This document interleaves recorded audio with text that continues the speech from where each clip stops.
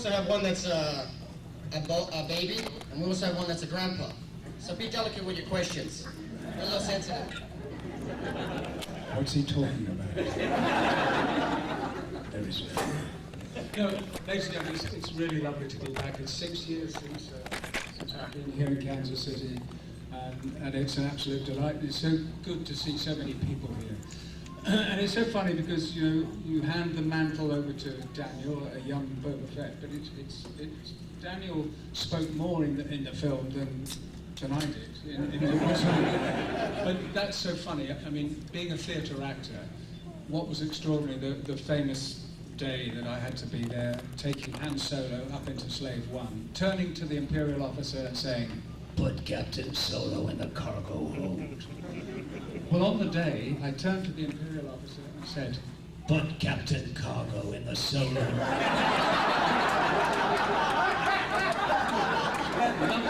Luckily, I'm wearing a helmet. You can't see what I'm saying. You can't hear what I'm saying because it's all. And for a moment, I stood. I said, "Okay, cut. Let's move on. Thank you, Jeremy." I thought, shall I own up? Shall I tell them that I completely mucked the line up? But 4 lines, and I still cocked one of them up. But you didn't have that problem, did you, Daniel? Because you're young and you have no fear. No, I just made my lines up on the day. That's why they're kind of random. That's why the films are a mess. Sorry. What's the difference, because you've done both now, the live action and the animated, what is the difference in your process for playing Boba Fett that's different now in Clone Wars than it was in Episode 2? How are you approaching it differently? Well, you gotta realize with the movie, I was more facial, my body language, and I try to hone in on what Jeremy created as Boba Fett, and try not to expand too far out of that. And with the movie, I was able to use my body as that barrier. I mean, the way I looked, the way I, moved, that was really who I felt was Boba Fett. Now I'm coming back into the Clone Wars doing a cartoon. It's still kind of the same thing. I mean, when I was on set, I was looking at a green wall, going, "Hey, yeah, how you doing?" And thinking I'm talking to an alien or something. So with the cartoon, it's kind of the same thing. But there's nobody there besides a guy in a little square box that looks like he's in a fish tank, going. So it's kind of hard, but it's more or less using my voice, And thanks to where they're going with this cartoon and stuff like that, it's really going to hopefully enable me to be able to reach those peaks and stuff like that and really show what I've been learning. But I mean, just being back in Star Wars again and being able to play with Boba Fett and be in the galaxy again, it's just an amazing opportunity and a very humbling experience. But both of them as equally fun. I mean, Boba Fett's an amazing character, and I just love being able to play him. Now you start shooting the live action Boba Fett again, when? Tomorrow morning. That's Jeremy. No, I haven't heard about the live action. People have been, saying all stuff all over the internet. I mean, if I knew anything, do you think this mouth would be able to shut up? So, I don't really know anything about the live action. All I know is that, when they do it, I guarantee anything that Lucasfilm and Star Wars is part of it will be amazing. Though I don't know if I'm a part of it. If I am, I'd love to be. Well, funny enough, I just heard last week, Lucasfilm phoned me and said, "Jeremy, we can't offer you Boba Fett because we don't know what's happening, but would you like to play Mrs. Fett?" I don't know what they were talking about. So that, I shouldn't have told you, but That's in the follow-up to the holiday special. Now, Boba Fett, it's about, some of you are young enough, you may not even know about this, but you're all geeks, so you probably do know. But we've kind of pretty much gone full circle with Boba Fett. I mean, he started as a cartoon in Droids, and then was live action with Jeremy, and then live action with Daniel, and is now back to a cartoon, and maybe live action again. So we might cycle through this a couple of different years. Yeah. And gradually, what you're doing is, this is the third, almost the fourth generation coming up now who are watching Star Wars, which is incredible. And it will go on forever because it's a fairy tale told in space. You have, if you think Darth Vader is the wicked giant, there's Princess Leia, Han Solo, the handsome prince, grabs Princess Leia and saves the whole day. That was a story my mum and dad told me when I was very young, and it's so strong that I think it will go on forever until you're 106. You know what's another good thing is you got to realize in between the episodes of 6 and 1, there was like a 16-year time gap where there was no Star Wars. So you got to realize for all the big Star Wars fans, it was kind of like you only had the prequels to go on until they recreated the new ones, which I was part of. And not even thinking about it at the time, Star Wars had missed the whole 16 years of a time gap of people, which I was in that generation. Not only couldn't I afford to go to the movies, but if I was going to go and watch a movie, it probably wouldn't have been Star Wars because it wasn't out, and it really wasn't my type of movie. But now with the new ones coming, it's brought the younger generation. But now, after so many years, as you said, I've grown up, those kids at episode 2 and 1 are now having children who are going to be able to enjoy now the Clone Wars. So technically, they have not lost out on any now. When you think about it, that 16-year time gap is now people Jeremy's age. I mean, a little younger. No, but you know, and now they're having kids who can enjoy the Star Wars also. So their kids are bringing their parents back to Star Wars. You get what I'm saying? So as you said about the whole circle of life, I mean, I love how they brought the cartoon out because with me, I always come to these conventions to try and interact with children. I mean, the kids, they don't come. They come because they're excited. They come when they see you, it's just like, grab onto a leg, you know? Like, I don't want to talk to them, you know? But they do want to talk to you. And, I mean, you got to realize, the children are going to be the future of these conventions. And thanks to this new cartoon and all the rest of the things that help kids get into, stay into this kind of, as we call geek world, it's really for them. And they're going to be the ones who create the new conventions. And soon I'll be 80 years old and Grandpa Fed and coming out, and little kids will be like, I remember you when you were like this and that, and squeaky high voice. So, I mean, it's really giving a whole circle, and I like how George Lucas has done that. He's a very smart man. So what kind of opportunities has this opened up for you as an actor? Jeremy, I know you've had a very prolific acting career prior to The Empire Strikes Back and this whole Boba Fett sensation. Has it, I guess on your end, has it complicated your acting career to be Boba Fett? And then, Daniel, what opportunities has it opened up for you? Because you're just basically just starting out when you were in episode 2. And Jeremy, you're coming into it already with a lot of experience under your belt. What kind of a difference has the start? Well, it's interesting that you use the word complicated. It is. I mean, I've done a lot of theatre, and during the filming of Empire Strikes Back, I was in a play in the theatre, and you owned up and said, look, thank you, you offering me this part. It was going to be 4 days' work, that's all. But I must tell you, I am in the theatre in the evening, and I'll need to leave at 5 o'clock every day.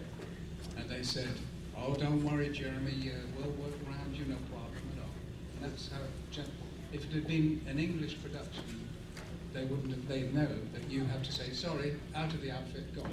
And that happened several times. I just had to go. And luckily, George Lucas said, don't worry.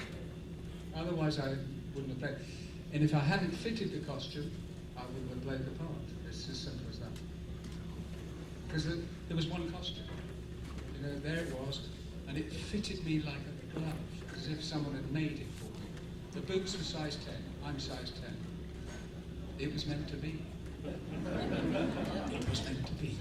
So, by having the experience, what you could do, as Daniel's explained, he's absolutely right. You grab and you know what you're going to do, and you've got to practice this, practice that. And you, as Boba Fett, the least you do with a character, the stronger he comes across. I could stand here now for 10 minutes doing nothing. And if I'm looking at someone over there, after a while they get a bit uneasy. They're staring at me, what's he doing? But that's the power of Boba Fett. I think that's the power of any weirdo staring at you. He's staring at me. Like to be from New Zealand, like, what are you looking at? I was like 10 years old. I walk down the street, there's this big old Samoan guy, barges into me. I walk 2 steps, staring him out like I'm going to do something, I remember, it's crazy. Now, how different is it living in LA from New Zealand? What kind of culture shock did you experience, or did you? Well, now I have a four-wheeled car, I used to push a bicycle back in New Zealand. Not that I didn't like it or anything, but no, my life has changed dramatically. I mean, I grew up in New Zealand. I got the audition in New Zealand, so it was kind of like I thought New Zealand was going to be my life. Thanks to my first convention, I got to come to America, and once I came here for the first time, I said, this is where I want to be and spend the rest of my life. So I greased up George Lucas, and I called him and asked him if he'd write me a letter for my green card, for my approval and stuff like that, so I could come to America. Well, George Lucas wrote me a handwritten letter from his letterhead, not from his office or his assistants, and signed it. My lawyer said to me, go back to New Zealand. You'll probably be there for about 6 months, and we'll give you a call in between that time, and we'll figure it out. Well, I landed in New Zealand, and I literally just got to my mom's house, and the phone rang, and I literally had a couple minutes, and it's my lawyer on the other line. Oh my gosh, you got approved! And I'm like, I thought I was going to be 6 months. Well, we laughed because we said, well, that George Lucas letter, some Star Wars fan must have got that. Approved. You know what I mean? So I love it, and till today, I mean, I get to come out. I mean, I've never been to Kansas. This is the first time for me, and I mean, the people are just amazing. The weather, a little cold. I'm not used to it. It's freezing out here. I woke up in the morning, I'm like, oh, it's one of those shower moments you don't want to get dry. You want to dry, But just being able to come up to conventions, I mean, being able to live the life I have been able to live after Boba Fett has been such an amazing opportunity. And really, it's thanks for the fans, I mean, coming out, asking me about my stories, on autographs and interacting and stuff like that. I mean, that's what really makes you, it gives you a power or like a good feeling when you go home. When someone comes up to you at all day saying, hey, you did a great job. I love your work, amazing, thank you for being who you were. And I mean, I used to mow a lawn before I got Star Wars, and I used to mow 3 acres. And in New Zealand, the land's like this. And I used to work for my grandfather. He paid me $7 to mow 3 acres, which would take me about 3.5 hours. Well, after the 3 hours, he'd come out on his balcony. I mean, he has a whole lot of land. And you'd go, mate, you missed a spot, mate. Go get the lawnmower, get it back out. And I mean, who misses a spot out of 3 acres? So coming out here now and being told, hey, great job, thank you. I mean, it's such a great experience, like, no more pushing, no more, so my life has changed dramatically. Jeremy, are you doing more theater still, or? Yeah, more theatre. The last play I did was 18 months I was in it, and there was only 3 of us in the cast, and it was the hardest job I've ever done, because you had to keep up this. A man arrives at the door, knocks on the door, and says, oh, your husband, he left some papers, and then he traps us in the house with a gun. And they had a wonderful special effect on stage. You fired it, and then I would press a button, and then this glass would fly out of my hand, and that was the end of the first act. And that took a long time. Then you need a break. You have to have a break. You can't go on for more than 18 months. That's about it. And that was probably the best job I've ever had, and the best job I've ever done. I still can't understand why I haven't been approved for a green card. But write your letter. Oh, thanks. Now, I'll write you a letter. Back in February, you did a short film. yes. Right, playing a detective. Directed by Yeah, I you. did this is a very young director, really, and he's tough. He doesn't care who you are. He said, no, that's wrong, I need this. And it was based, Presentiment is called, and it's silent, no one speaks. It's a short film, and I even grew the mutton chops here, shaved here. I play a detective around about Jack the Ripper time, 1888. We were filming throughout the night, and it's sort of freezing cold, but the right atmosphere, and he's just sent me the brief. So this is going for the festivals and to see whether they're going to get money to make a full feature. But that was fun. Now, do you get recognized? You probably get recognized for Boba Fett more now, but is it more satisfying to you, or does it make a difference to be recognized for your work as a theater actor as opposed to being Boba Fett? I wonder, is there a difference in that? Does it matter to you one way No, or another? I don't mind when people say some people say, I've moved on, I'm now playing King Lear. How dare they say that I was both, you know, it's rubbish. You did it, and you should be proud of it, because to be part of such a wonderful trilogy, you've got to be proud of that. And, you know, some people in England, they'll know you from a lot of television. I was in a soap opera for 3 years. I couldn't walk anywhere. I was embarrassed there. I had to get on a bus. They said, oh, look, it's him. It's Philip. Can we have your autograph on the bus? The people are getting annoyed because they wanted to sit down. Can you sign my bus ticket? I was sitting next to him. I was sitting next to him. So you do that, but what this playing the part of the fetish problem is being allowed to travel. I travelled a lot with all the films I've done and theatre. I did a Far East, Middle East tour, which you can't do. But you know, all that, and then now being asked to come to, you know, I've been to Japan, and Daniel has, and I've actually contacted the guy that has some photographs, and it was all ruined. So when we get home, we're getting together, and I'll talk to you about it, and we're going to send them off some more photos to raise money. So no, I've been terribly lucky. I've worked hard because I was actually quite a good waiter, but it was getting to the point where I was getting probably too good because I wasn't offered any work. So, but I think you have to do lots of different jobs to find out exactly where you are. And you guys both started acting about the same age. You started when you were 10, roughly. 10 years. Yeah, your commercial, and then I was 11. 11. What? So Okay. we're meant to be together. Look at us. How good looking am I going to be when I'm older? I've got a little bit of the white off on the sides, Yeah. up in the back. You're receding, that's going to go soon. Anyway. Since the city deadline goes far back, I'll be able to get those plugs. I heard that's a celebrity thing to do nowadays, you know? Plug it up. You talk about the generational thing. The difference is you've got a We've website. got plugs. And It's like, so you both got websites. But you're Facebook. on Facebook, you're on Twitter. I'm on everything, You're man. everywhere. And Jeremy, any of the social media, is that? Well, I seem to be on Facebook, but I don't know how I got there. Because it is time consuming, and to be quite honest, I don't understand what it means. There are certain people who are on, and I've got to return a message here. Someone's on there, and you go, oh, not him.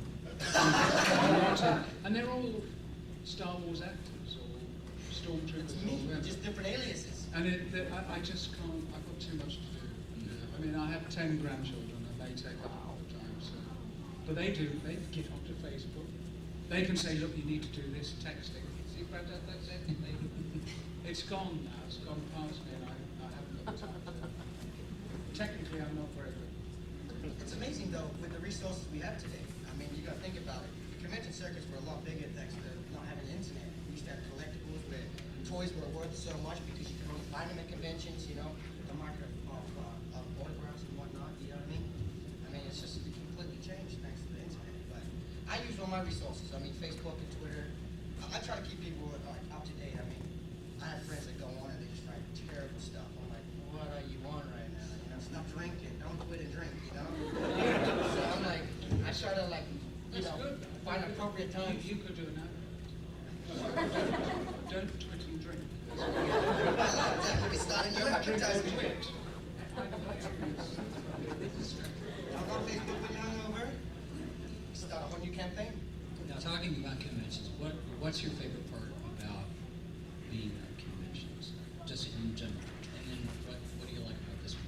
Well, if I didn't enjoy it, I wouldn't travel because I have to travel a long way from London. And I think just seeing people, someone said, oh, I last saw you, it was 6 years ago, thank you for coming back. And it's the facts, it's really, without you being here and the amount of people here, there wouldn't be conventions. If you didn't like the films, we wouldn't be here, nothing would happen. So it's down to you that these things work. I just come for the free food. Free lunch, come in. Take a train there. I love conventions because the atmosphere. I mean, where can you go anywhere in the world and have this, where we all enjoying something together, where we can all come together and, you know what, it's a place and time for us. You know what I mean? These conventions. I mean, if anyone outside the world, like I brought my best friend. I mean, it's his second time. First one was the Will convention, so now he's actually getting the convention. He's like, this is big. You know, I'm like, yeah, I know. Tell me about it, right? Like, this is awesome. So like, I come because of the atmosphere, really. I mean, because technically we don't have to come. You know, we could be, you know, sour people and live in our house and forget those conventions, but you know, to come out, it's enjoyable. It's a great time. So I mean, I love it. I know Jeremy loves it. I'm going to speak for him because I'm the younger version of him. I hope you can understand the New Zealand accent. It's slightly New Zealand. Oh, he was the translator. Here we are from New Zealand. You guys don't. No, but it's just an all-around great time, you know. And I mean, thanks to being out on the movie and then now come out and be able to still do these things, it's very humbling because you got to realize I have friends in movies and I have movies I love, but I mean I've never seen actors at conventions. You know what I mean? So it's like I always wait till I get to see these people and they never come. I'm like, oh, man, how am I gonna get to see someone I love till I get to go? What about Flipper? So that's an old one. They used to go on conventions. I meant Flipper. Flipper? Well, not the mammal. No. I thought we were talking about the mammal. I was like, that's a bit of a hot order. No, what are the? No, they can do anything. I'll tell you what. Sorry, we're interrupting. We tend to just have conversations in between ourselves. Could you imagine a Direct phone us. conversation? I'm in bed at 4 o'clock in the morning, like Jeremy, I'm retired. No, but what is interesting, it's when people say, what do you think you've achieved in life? I said, well, I've been acting for 53 years. I've got a lovely family, the children. I'm a Pez, I'm a Lego. I'm a stamp. There's a Boba Fett stamp, and it arrived. Someone got one of those stamps. Boba Fett sent me a letter, and it got to my house. So what more can you want? I really don't want anything else. I That's your house? yes, the letter with a Boba Fett stamp. That's cool. Did you send them to your house, or did you send them to your mail address? I send fan letters to myself, yes. That's a cool trick. I was wondering why I have no fan mail. But you have to keep up. I got 8,000 letters this week. You've been a busy boy. All the That's same why writing. he's not doing social media.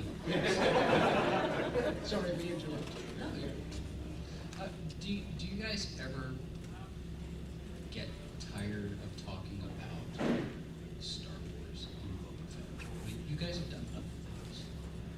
You've done other work. You've done other parts. Doctor Who, Hercules. You know, all of these other things that you've done as actors, as performers. And yes, it's coming out. You see this group of people, and you've got all these adoring fans. It's very gratifying. But is it ever a point where it's like, God, I really wish I could talk about my other work? I mean, you know, like I said, you've been performing for 50 years, and you're starting out. You're getting. I mean, you started in Star Wars, and it's been nothing but Star Wars since. But some other thing. Is there ever a moment where you just kind of back off and say, Well, wow, what have I got myself now, into? if I can't go or I don't really want to go, I will let people know and say, I'm sorry, I can't make it, but I will sort of follow it if possible. These events just happen sometimes out of the blue. 3 weeks, someone will contact you. Could you come to Puerto Rico?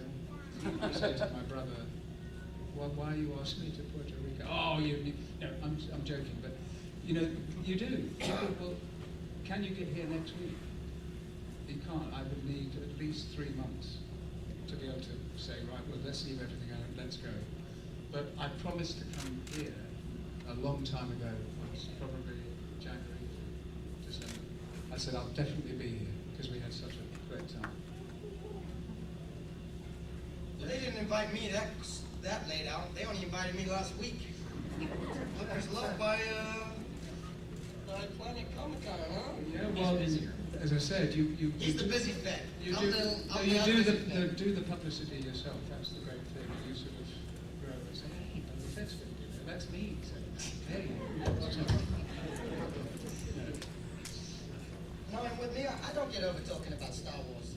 I mean, the funny thing with me is it's hilarious because, like, when I'm at home, I'm Daniel Logan. You know, my friends, they don't call me Logan or whatever. You know, actually, it's funny. I'll tell you one quick story. My stories end up being long, so forgive me.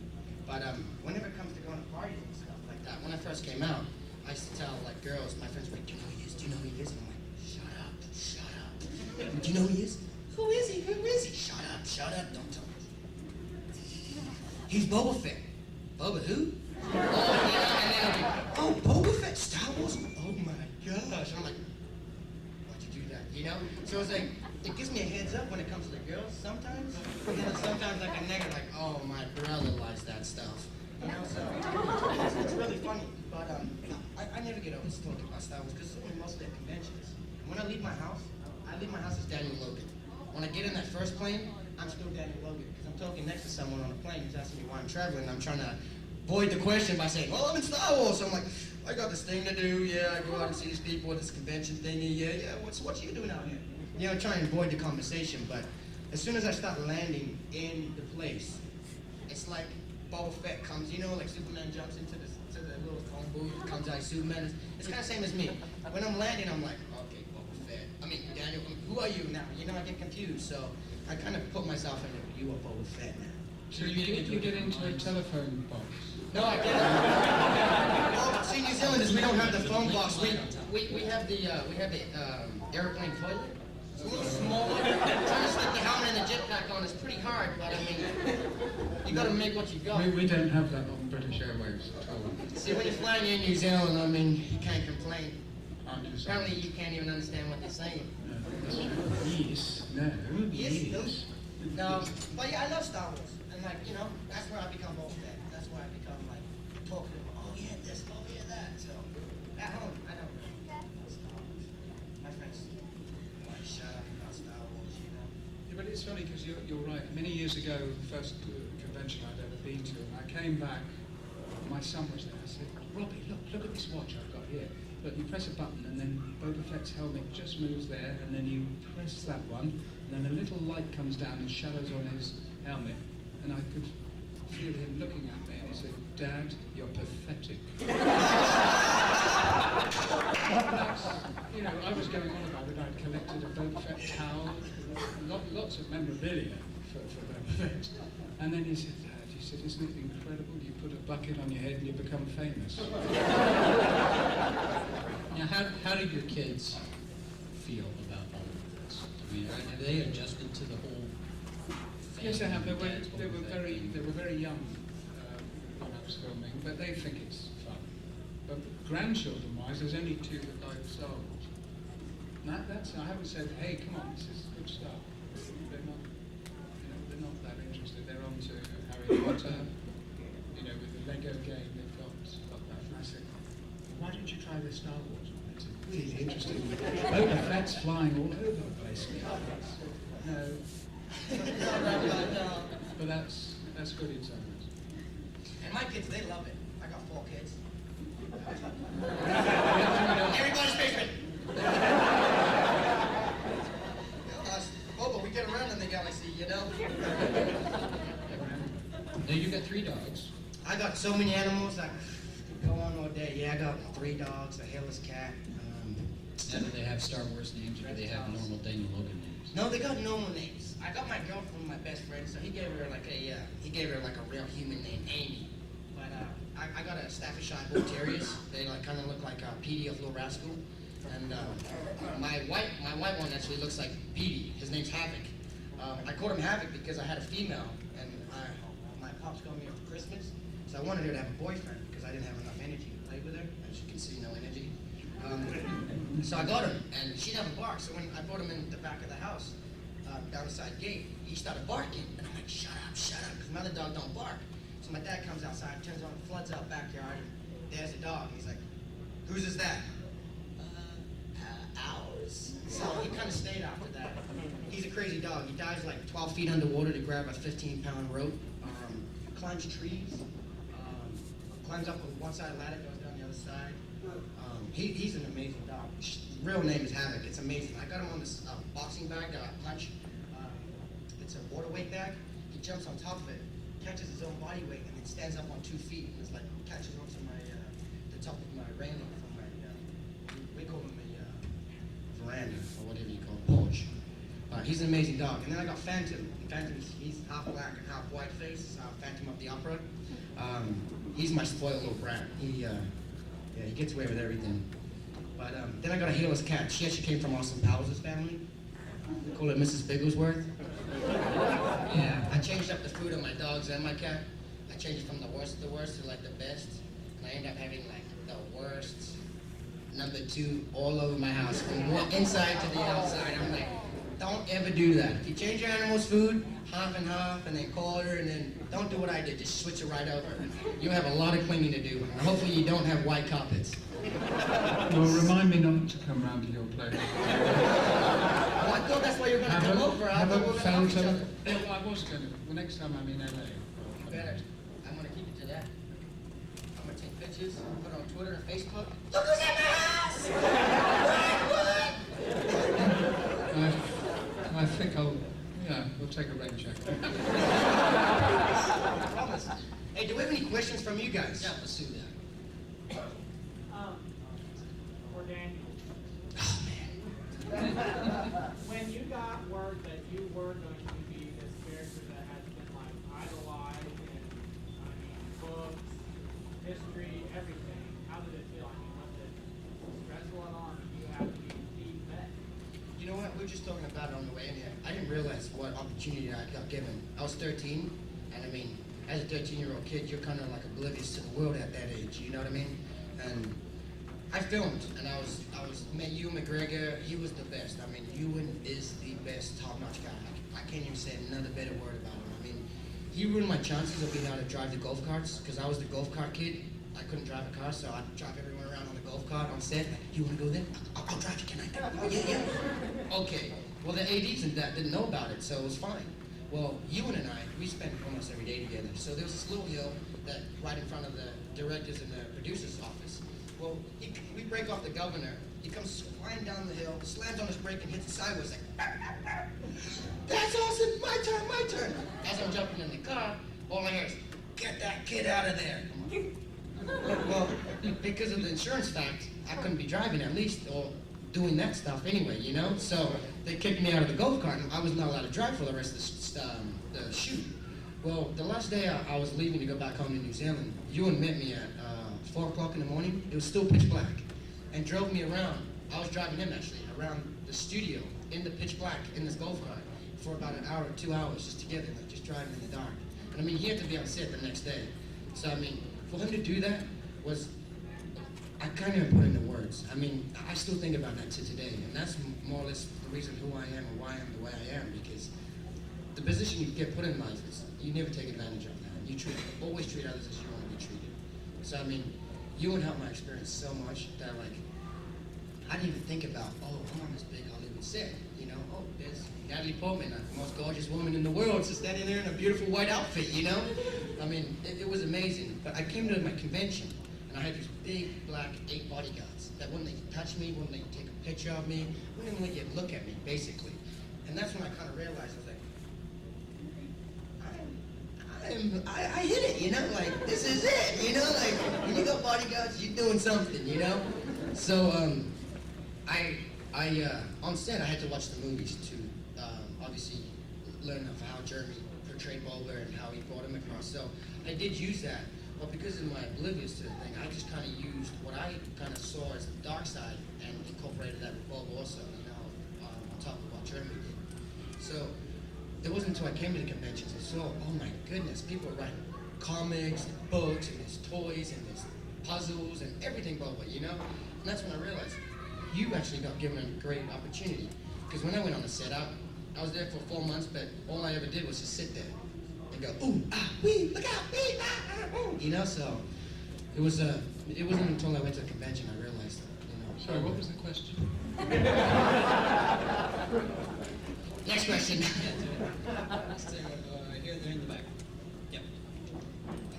So when you were doing the original Star Wars, like Iron Man, a lot of that stuff was science fiction then, but you kind of caught up to that and stuff that is science fiction then is science fact now. So I want to know, what more that's science fiction now do you want to see become science fact in your life? Yes, I would like, before we leave this world, I'd like to see, I think there's a lot to come out. It's incredible what you can do now, and I'm sure all in our lifetimes we'll see a huge change You know, I mean, what is going on? I don't want to harp on that, but what is going on in Japan? What is going on in the Middle East? And having travelled the Middle East doing theatre plays, it was difficult enough then. But something's going to happen. I really believe that.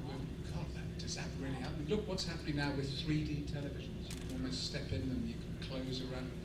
There's so much technology. That's why it's bypassed me. I'm explaining to you. I don't understand it. But something, if you believe in, there are aliens out there. I've seen them. No, sorry. There definitely are aliens, other things in planets. But it might take years for them to come. They're here. I'm alive. Thanks for the question. Yes. My question is for Daniel. In what was actually in the helmet for Jango Fett? What Attack of the Clones? Yeah. What actually, you know what, to tell you the truth, I think I was the first one to realize that the head actually fell out of the helmet.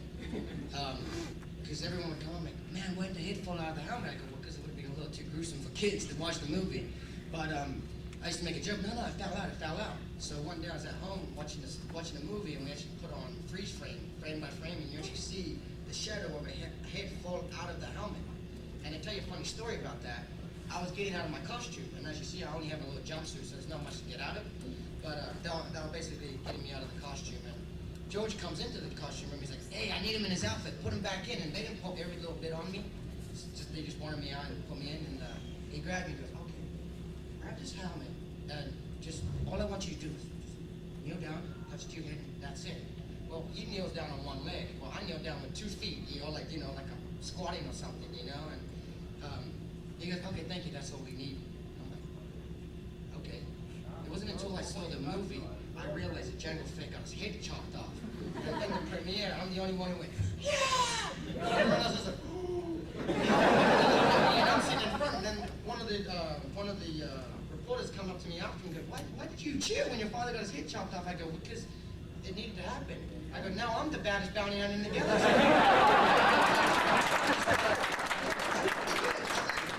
had to get rid of him sooner or later. It's really better for me, But no, so that's how the helmet thing came across, and I really didn't even know my dad died. To tell you the truth, I didn't even know he died the whole time.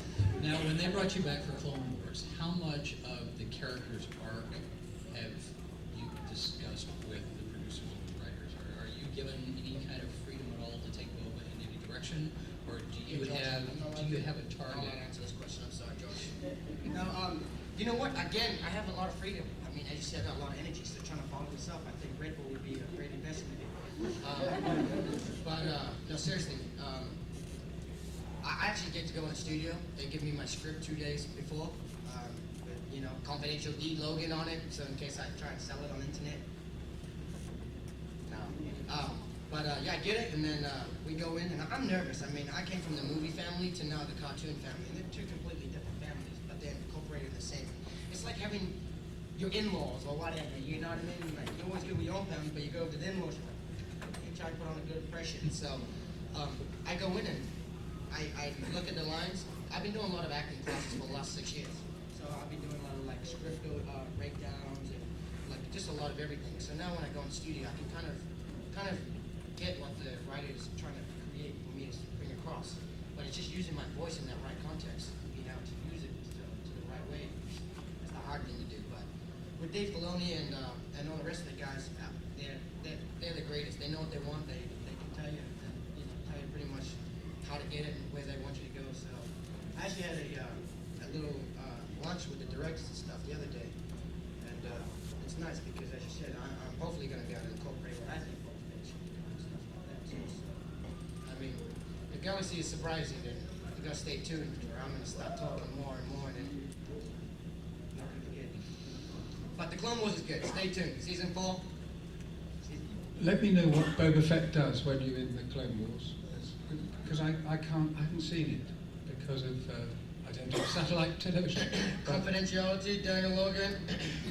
Confidentiality. Now I'll call you when you come to my house. Not with those dogs. No. No. Sorry. Let's see. Well, yes. Jeremy, you were filming that you found out that Well, yes, I knew after it was shot that, you know, the stuntman going into the pit. So I didn't know Boba Fett had gone into the Sarlacc pit. But you must remember that when he goes down into that pit, he's quite a close. He's got to mend his jetpack. He's got to get out. So he has time down there. So what he's done is he's opened a wine bar down there.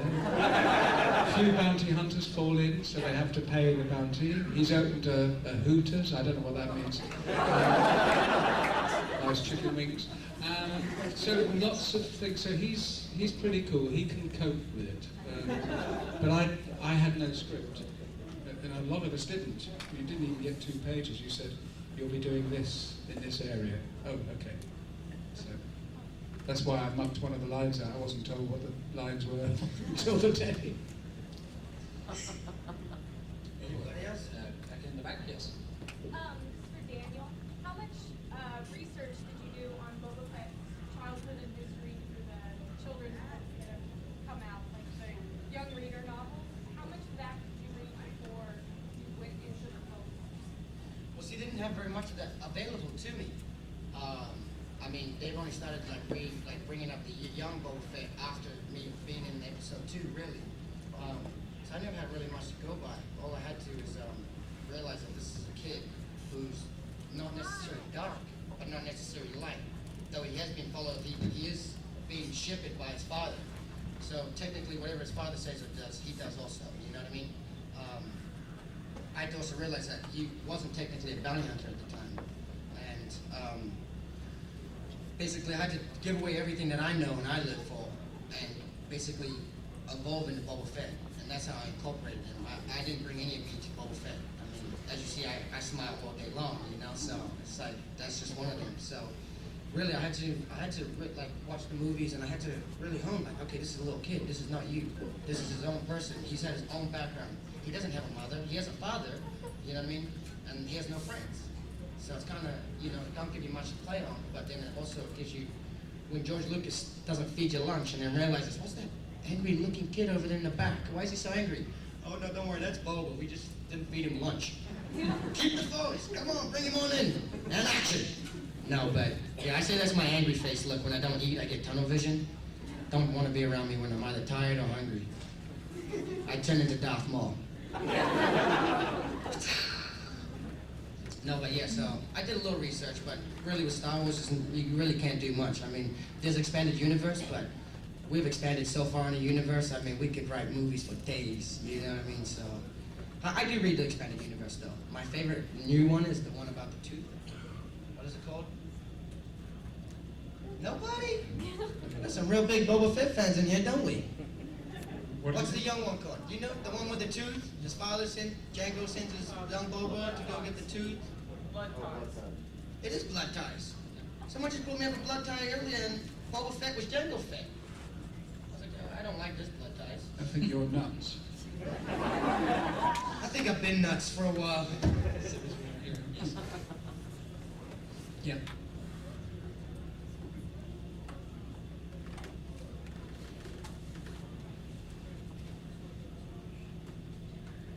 What's the most useful thing in Star Wars that can be used today? Well, Boba Fett.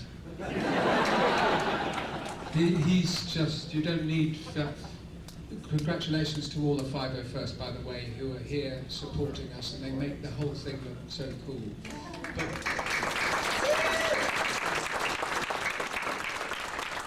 that's all you need. That's all you need is Boba Fett to help you out. Don't need any of the guys over there. Lovely costumes. Don't need them. Sorry, it was a joke. You're all leaving. Yes. No, but just imagine having a jetpack. That's what I would love. If I didn't have anything, I would just want a jetpack. I mean, having to fly out here. Do you know how long it takes to fly out here? Sit on a plane next to someone who's grouchy because they're in the middle seat. I don't know, trying to be happy, wondering if I have bad breath because they're not looking at me every time I talk to them. I think a flamethrower and a jetpack would be the sickest thing. I'd be like, I'd be flying up like, you wanna mess with me? Boom! That was a warning shot. Next time will be your head.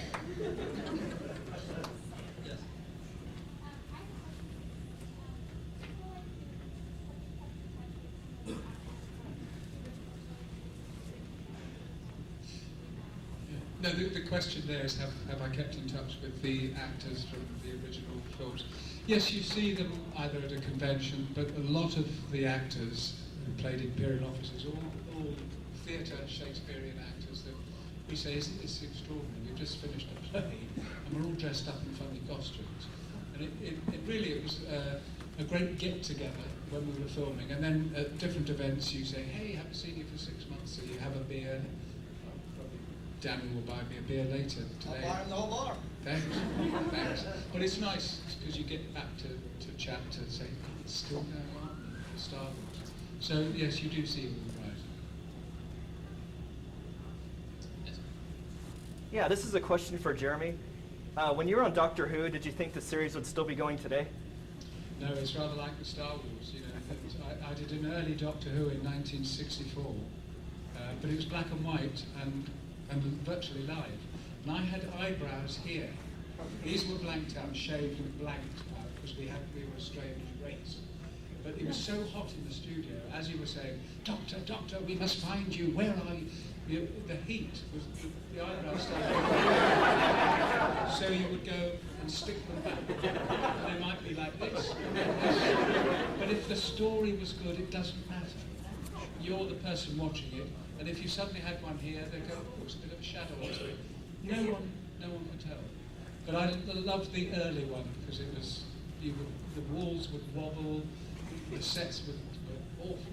But if you could get that across to the public, this is what this is, it's a good story, then no one cares. Now, how many doctors did you get to work with? You worked with William Hartnell and John Pertwee. and John Burke. Do you have a favorite doctor? John Pertwee. Because he has that, when you're with him, he's very giggly, and it's very difficult because there was a lot of laughter. I was playing Hal the Archer, firing burn arrows, practiced, and when it came, said, well, clear of you, dear boy, if you're going to, and the arrows would fly.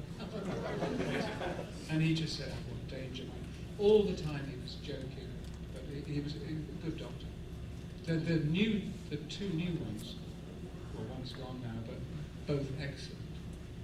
Now, Lovely manic way they portray it. if they ask you to come back to do a Doctor Who now, what would you say? Oh, I would, yes, I'd love to. There is a chance because you know the writers, you know the directors, and occasionally if you're in the right place you say, hey, it'd be lovely to come back, and then by Monday they say, hey, would you come down, and that's how things happen.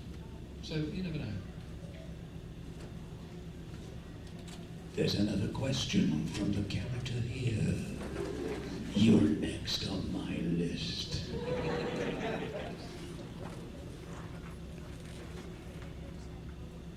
My favourite character, I always say Jabba the Hutt, but no. The favourite character I think is Han Solo because he's very like Boba Fett. They've gone their separate ways, so there's a bit of a dark side with Han Solo. If the money's right, he'll take it. So he's very, very similar. And I think somewhere they flew together in Slave One or the Millennium Falcon. So he would be my favourite character. Now, your autobiography is called Flying Solo. Is that? Yes, it's funny, Sort of the play on book that. I've written is Flying Solo, which means I'm flying Han Solo to Jabba the Hutt. But it also is a meaning when I finished drama college, I remember the headmistress coming up and saying, well, Jeremy, you're on your own now, you're flying solo. It's up to you. No one cares whether you work or not, but you're flying solo. It's true. She said, they don't care. But right from the age of 12, I was flying solo. So that's what it means. Yes, sir. How do you, what is your opinion on how the character is being by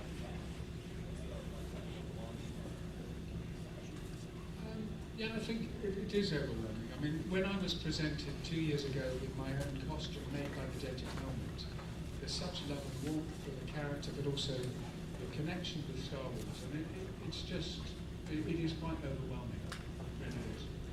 Did I answer the right question there? Just be like me and go off on a tangent, man. Yeah, I do. That's a 20 million questions. Yeah, but I have dogs at the end of it, so that's... So I'm sending that one of my dogs on you. Yeah. Okay.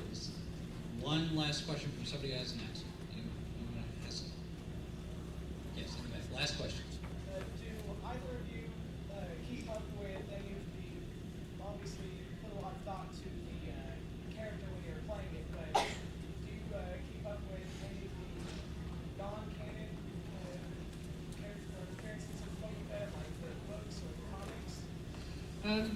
Yeah, I sort of read the odd comic, but I don't want my grandson coming in and saying, "Why are you reading a comic?" I keep up with a bit of it, but people have to tell me what's happening. They say, "Have you read this bit? Have you read?" He goes there and does this, and I think it's amazing the amount of comics and books about Boba Fett. So there's a lot of literature there to read. There's tons. Yeah. I do. I read up on him and stuff. I go up to Lucasfilm and get him to send me all the toys and the newest T-shirts and stuff like that. It's funny because I walk around with a Boba Fett T-shirt on, and people want Tice to come up and go, "Dude, is that Boba Fett T-shirt? That's awesome!" Instead of going, "Hey, dude, you up Boba Fett with a Boba Fett T-shirt?" So, I'm kind of like, yeah, I won't wear those T-shirts anymore. That make me feel bad about myself. But no, I keep up. I mean, like I said, with the blood ties, that's one of my favorite. I was sitting next to the guy in Sydney, and he goes, "Yeah, I've been looking at your face for months now." And I'm like, "What?" He goes, "Yeah, I've been looking at your face for months now." And I'm like, "Okay, this is kind of creepy." Then he passes me over his Mac computer, and he's like, "Check out this," and he shows me he's actually the one who drew the animation of me for the blood ties. And as I saw it, I was like, "Oh, dude, man, I'm your best friend. I'm not your best friend. What can I get? So, like, you know, and then he said, "Well, you can't tell anyone about it." So I didn't even know what it was called. You know, all I knew was like the drawings were amazing, and I didn't look like a deranged monkey or gorilla. So I like that story. I like that story. But me and Jeremy have created our own stories. So I mean, I think me and Jeremy's galaxy is a lot more interesting. So I think we might make a short film and see what you guys think about it. All right, Jeremy Bulloch, Daniel Logan, thank you very much for.